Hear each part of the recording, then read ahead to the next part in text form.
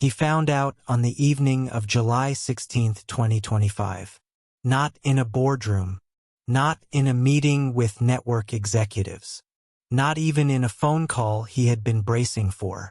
He found out while he was on vacation, the kind of offline break that becomes necessary after years of producing live television 5 nights a week. His manager had known for weeks and made the decision to hold off telling him. So while Stephen Colbert was somewhere away from the cameras recharging, the people running CBS were finalizing the end of something that had been #1 in its time slot for 9 consecutive years. The next morning he walked into the Ed Sullivan Theater and told his audience before CBS could. He beat the network to its own announcement. And what he said to that room, measured, grateful, genuinely heartbroken, was not a typical cancellation speech. He thanked the 200 people who made the show work every single day. He said he wished someone else were inheriting it rather than it simply disappearing.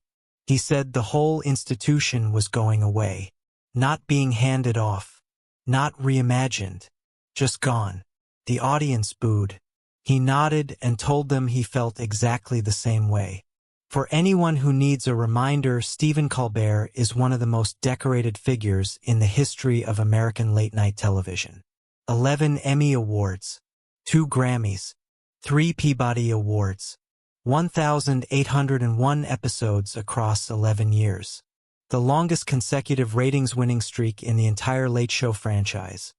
A franchise that had existed on CBS since 1993, first through David Letterman's legendary 22-season run, and then through Colbert's own. He was not a host whose show was struggling. He was averaging 2.42 million viewers a night in the second quarter of 2025, sitting at the top of the late-night ratings when the cancellation was announced. He had just won his first Emmy for Outstanding Variety Talk Series in the final season of the show's existence. And 3 days before the official cancellation announcement, he had gone on television and called something a bribe. Paramount, the parent company of CBS, had agreed to pay $16 million to settle a lawsuit brought by Donald Trump. Trump had claimed that CBS News had unfairly edited a 60 Minutes interview with Kamala Harris during the 2024 presidential campaign. Colbert looked into the camera and said the settlement looked like a big fat bribe. 3 days later, his show was canceled.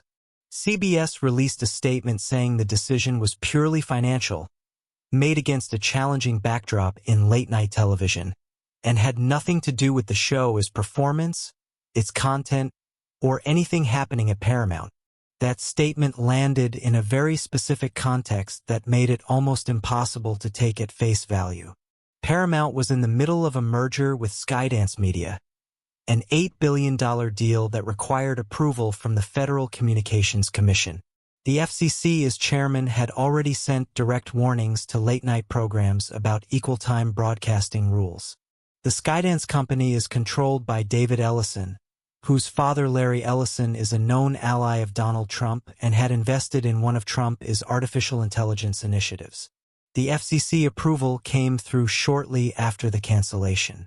Senator Elizabeth Warren issued a formal public statement saying the American people deserve to know whether a beloved television program had been canceled for political reasons. The Writers Guild of America called for the New York State Attorney General to open a formal investigation. Trump himself posted on Truth Social that he was thrilled Colbert had been fired. He questioned his talent. He said Jimmy Kimmel was next. Colbert went on air and said the gloves were off.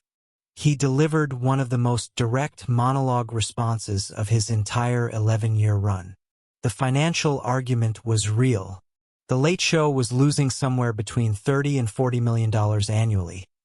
A structural problem that had nothing to do with ratings and everything to do with the collapse of the advertising model that had sustained late-night television for decades. But the speed of the decision, the refusal to offer Colbert any opportunity to propose cost-cutting alternatives, and the timing relative to the bribe comment left a question that no corporate statement has yet answered cleanly. What those $16 million actually bought, nobody in power has been willing to say out loud. To understand why this cancellation hit the way it did, You need to understand who Stephen Colbert actually is underneath the desk and the monologue and the 11 Emmy Awards. Because the version of him that most people know was built on top of something that most people never think about when they are laughing along at home. He was 10 years old in September 1974 when Eastern Airlines Flight 212 went down near Charlotte, North Carolina. His father James and two of his older brothers, Peter and Paul, were on that plane. They did not survive. Stephen was the youngest of 11 children. In one afternoon, the shape of his family was permanently altered in a way that no child is equipped to process. He has spoken about this over the years in interviews, never seeking sympathy, never making it the centerpiece of a promotional moment, but always with the specific clarity of someone who has spent decades learning how to carry something rather than put it down. He has said his mother taught him how to move through catastrophic loss without becoming bitter. Broken was possible. Bitter was a choice she refused to make. He watched her make that choice every day and absorbed it. He went to Hampton-Sydney College in Virginia and then transferred to Northwestern University where he earned a theater degree in 1986. He moved to Chicago and joined the Second City Improv Troupe, one of the most competitive comedy training grounds in the country, where he met Amy Sedaris and Paul Dinello, two people who became long-term creative collaborators. The three of them built a sketch comedy show for Comedy Central called Exit 57 in the mid-90s that earned 5 Cable ACE nominations. He applied for a writing job at The Late Show with David Letterman early in his career. He did not get it. He landed at The Daily Show with Jon Stewart in 1997, initially on a trial basis, hired by a producer named Madeline Smithberg who took a chance on someone she believed in. He stayed for 8 years and became the longest-running correspondent in the show is history. That platform led to the Colbert Report on Comedy Central, a satirical character piece in which he played a fictional right-wing pundit so convincingly that people who did not know the show sometimes thought he was sincere. He maintained that character without breaking for 9 years. The discipline that required is almost impossible to overstate. When CBS announced he would replace David Letterman in the 11:35 slot in September 2015, the skepticism was real and understandable. Letterman had occupied that chair for 22 years. He was not just a host. He was the definition of a certain kind of television intelligence. And Colbert, who had spent nearly a decade hiding behind a fictional persona, was now going to have to show up as himself, under his own name, in a format that offered nowhere to hide. The first year was difficult. Ratings were soft. Critics were uncertain. A post-Super Bowl special in February 2016 was widely described as a missed opportunity on the largest stage available. And then Donald Trump won the presidency in November 2016. Something happened to the show almost immediately.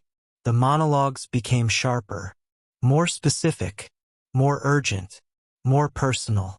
Colbert stopped being broadly political and became precisely, relentlessly critical of what was happening in the country in real time. The audience responded in numbers that surprised everyone. By the 2016 to 2017 season, The Late Show was the highest-rated late-night program in America for the first time since the Letterman era, averaging more than 3.2 million viewers a night. By 2018 to 2019, it had beaten The Tonight Show in the 18 to 49 advertising demographic, the first time any CBS late-night program had accomplished that since 1994. It held that position for 9 straight seasons. 9 years at number 1. Through the pandemic. Through the writers' strike. Through FCC warnings and merger negotiations and everything else the institution of American late-night television was quietly enduring. And then in July 2025, 3 days after the bribe comment, CBS ended it. The man who built all of that from a 10-year-old's grief and an improv stage in Chicago was not consulted about the timeline. In the spring of 2026, as the final episodes approached, something happened that late-night television almost never produces. The competition showed up to pay their respects. Jimmy Kimmel, Jimmy Fallon, Seth Meyers, and John Oliver all appeared on the same episode in the week before the finale. Not as guests promoting projects, not as cross-promotional marketing, but simply as people who had survived something together and wanted to be present for the ending. Colbert introduced them as his best television friends. He joked that their collective presence in one room meant Jon Stewart had officially become the designated survivor. The episode had the specific warmth of people who had built something meaningful inside the same industry and understood that what was ending was not going to be replaced by something equivalent. The five of them had history beyond the late-night wars. During the Writers Guild of America strike in 2023, when the writers and producers and crew members of their shows were suddenly without income, Kimmel, Fallon, Meyers, Oliver, and Colbert launched a podcast together called Strike Force 5. No scripts. No production staff, just conversation. All proceeds went directly to the people who kept their shows running. 12 episodes that became something people genuinely looked forward to. Kimmel announced he would not air a new episode of his own show on the night of Colbert's finale. He would run a repeat instead. Not to avoid competition, simply to leave the night clear. Then David Letterman walked back into the Ed Sullivan Theater. The theater he had rebuilt. The one where he had made television history for 22 years. He received a standing ovation before he said a single word. He told the audience he had every right to be angry about what had happened and made no effort to pretend otherwise. He reminded the room that none of them would be standing there without what he had built, and that no corporate decision could take away a man's voice. His closing words to the network, which he delivered paraphrasing the legendary broadcaster Ed Murrow, left nothing to interpretation and brought the crowd to its feet. Barack Obama appeared in the weeks before the finale. During their conversation he suggested, apparently not entirely in jest, that Colbert might want to think about running for office, observing that the criteria for the job had shifted in ways that were difficult to pretend had not happened. Colbert responded the way he responds to most things, with a joke that contained something real underneath it. The final 4 episodes were announced on May 15, 2026. The last night confirmed Tom Hanks, Julia Louis-Dreyfus, Pedro Pascal, all 4 late-night colleagues, Letterman, and a performance by The Strokes. An all-star send-off for a show that had earned it across 11 years and 1,801 episodes. As for what comes next, Colbert had figured that out long before any of this became public. In March 2026, he announced through Warner Brothers that he would be writing a new Lord of the Rings film alongside his son Peter. The two of them had actually pitched the project to director Peter Jackson 2 full years before the cancellation. Jackson had responded warmly. Colbert, a Tolkien enthusiast of the encyclopedic variety, the kind who once recited the complete biography of Aragorn from memory on live television, prompting Viggo Mortensen to later send him an entire platter of Lord of the Rings characters carved in chocolate as a thank you, had been sitting on this dream for years, knowing the show made it impossible to pursue. He said in March, with the specific dry smile of someone masking real emotion, that he had always known he could not do both at once, but that, as it turned out, his summer schedule had just opened up in a way he had not planned for. 11 Emmys, 2 Grammys, 3 Peabody's, 9 straight years at number 1. A show that won its first Emmy for Outstanding Variety Talk Series in 2025, the final year it existed. And a man who lost his father and 2 brothers at age 10, who built everything from that loss upward, who said one true thing on television about a $16 million payment, and whose summer schedule opened up 3 days later. The audience booed when they found out. He nodded and told them he felt exactly the same way. That was always who he was.